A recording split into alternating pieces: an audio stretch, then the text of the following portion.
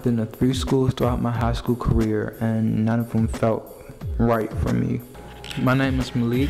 I'm 16 years old and a homeschool student in the Washington, D.C. area. I'm also a student at the Critical Exposure nonprofit organization, where they teach us photography in conjunction with advocacy to make change in our community. My topic is on how we can fix the dropout crisis by bringing in more arts or having an after-school art activity. In DCPS, we only get a half a credit of art. Most students have little in the way of expressing themselves.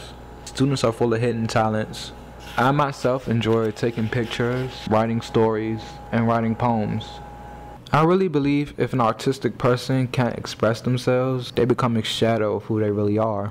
And then all sorts of things happen. They become depressed, drugs become recreational activities, they stop attending schools, they just don't care anymore. 100% of schools offer art programs in 1999 to 2000, but 2009 through 2010, only 80% offered art programs. My sister Jamila is a student teacher at Ann Beers Elementary School, and she graduated from Cardozo Senior High School. I wanted her opinion about loss of arts and creativity. I think the root of the problem is how our society values education. We don't value it enough. I feel like I became a lot more engaged in high school because of my participation in extracurricular activities, particularly my time with the school newspaper and on the debate team. I was able to just have a purpose, like get up every morning and understand that, I was doing something significant. That if I didn't go to school, the school newspaper wouldn't be printed on, our print date. So just having a place and a role in those activities really helped me to engage in school. And then my schoolwork became more meaningful because I had all of these tools, these critical thinking tools, these writing skills that I could use in the classroom. We can't have the time out of the day to express ourselves and try to figure out who we are. Being a teenager is hard enough without the added stress of not knowing who you are and what you want to be in life. I think having a place after school where we can just go in, do our art, express ourselves through this art or whichever way we choose, and figuring ourselves and the world out in the process would be the difference between a failing school system and a prosperous one.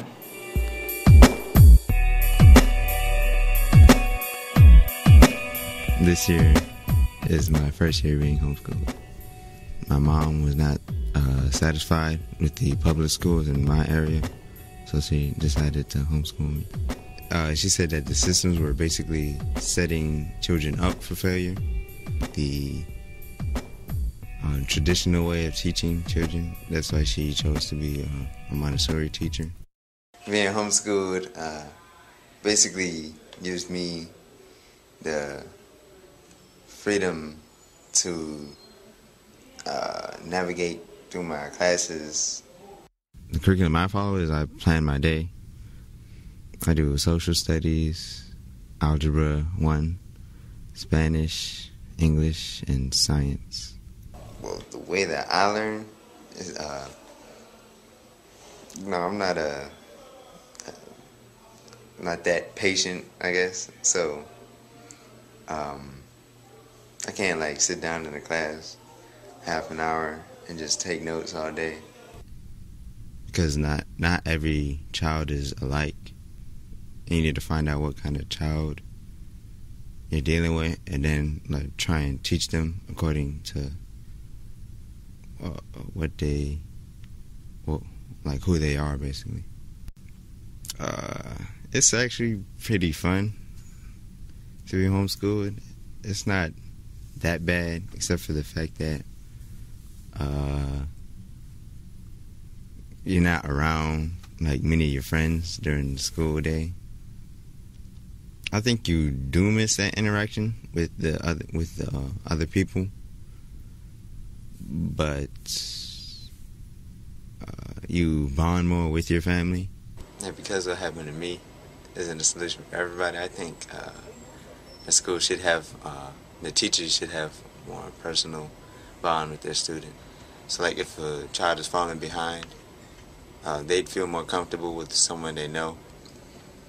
I think that this could be a solution to the dropout crisis.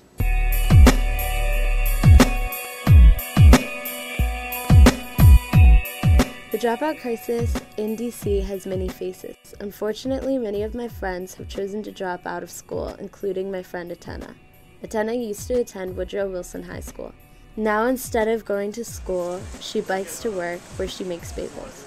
She decided school wasn't a place where she was respected and supported, so she left. Most afternoons, you can find her waiting on friends right out of the school. I can't sing anymore, guys. I smoke too much. Atena left school because she was frustrated with the environment. She explained that she felt like a prisoner and was lost in such a large school. If I was in a similar situation, I would have probably dropped out as well. But I go to a school where it is completely different. It's a small school where the teachers are supportive and convince us that we have a future ahead. This motivates the students to do well in school.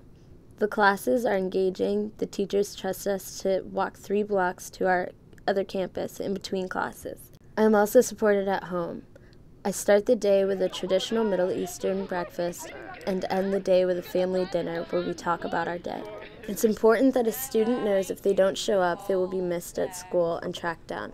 I've seen Atena on the campus of the school, and she hasn't ever been asked to come back. Even if I'm absent a single day at my school, I know I have been missed. I hoped you'd see my face and that you'd be reminded. I wish she could have the same thing. It isn't over.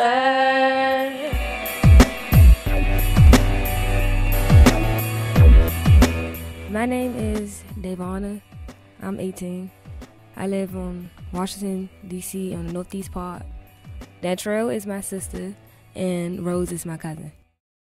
My sister, that's 22, got pregnant with her son when she was around about 19. His name is Kevon.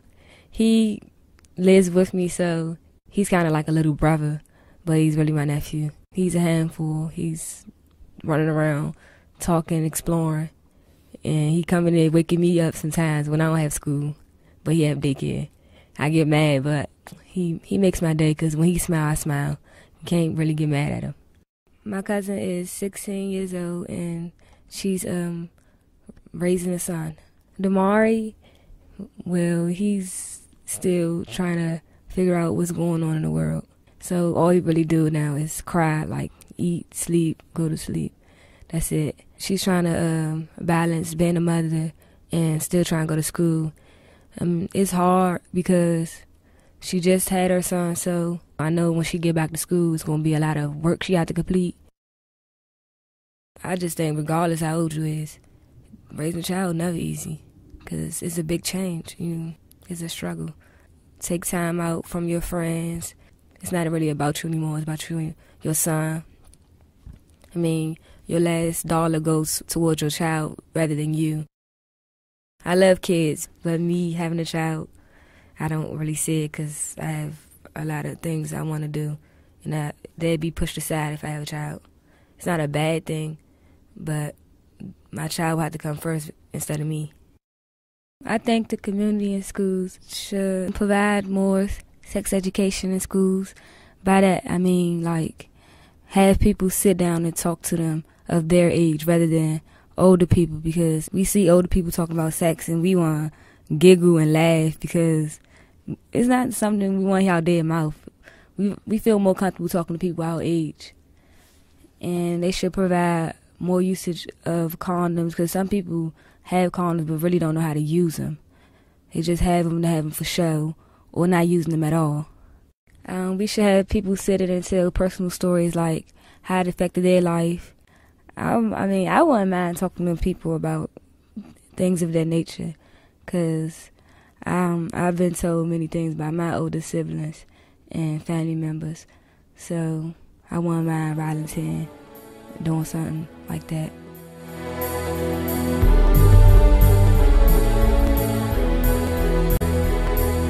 Bully.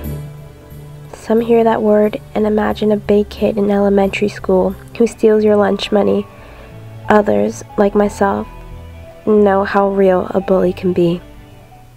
1 out of 10 students drop out of high school due to bullying. It was no longer a statistic for me. It became my reality. One day, during class, I was being harassed by several students while my teacher was present. The next day, I tried to commit suicide. I missed 2 weeks of school before I finally dropped out. During the week, while all of my friends were at school, I would stay home every single day. I would sleep all day, and when I woke up, I would get on my computer. On the weekends, I was always at parties. I would steal my mother's husband's alcohol whenever I could. I would get drunk at night, alone in my room, and no one knew. I developed a destructive behavior, but I also found ways to express my fear of failure and loneliness through art. I spent my days thinking of creative ways to show how I felt through my photography. Even on my worst days, I took photos. I started to realize that I had nothing in common with my best friends anymore. I felt left out. I wanted things to go back to normal, and I knew the only way that would happen was if I went back to school. My mother enrolled me into a charter school as an 11th grader. Regardless, I made a lot of friends, had good relationships with my teachers, I learned a lot, and I even proved to myself that I could turn it all around. I attended Capital City for about 3 months, until one day I was told by a counselor that I had 2 choices. The first choice was to stay at the school and repeat 4 years of high school over. And my second choice was to leave and go back to a DC public school. I was devastated. My nightmare had begun all over again. We love you. It's been really great with you here. We love you so We don't want you to leave. We're going to break our hipster family up. I was accepted into a charter school without transcripts and without knowing that the credits from my previous years wouldn't be accepted. Whether it's a public school or a charter school, schools in that same district should have better communication regarding the transfer of grades when a student transfers. I was out of school from November 2011 to March 2012. When I finally got back into school, I knew things were going to be different than what I was used to. But I was determined to adjust to my new surroundings and to try my best to complete this year. I make sure to do all my homework on time and participate in class, even though there are a lot of distractions. Why did you say that instead of just walking away like that? Is that yours? The change I want to see done is for schools to acknowledge bullying as a harmful threat. Administrators should be more proactive about responding to bullying threats and take more action before it's too late.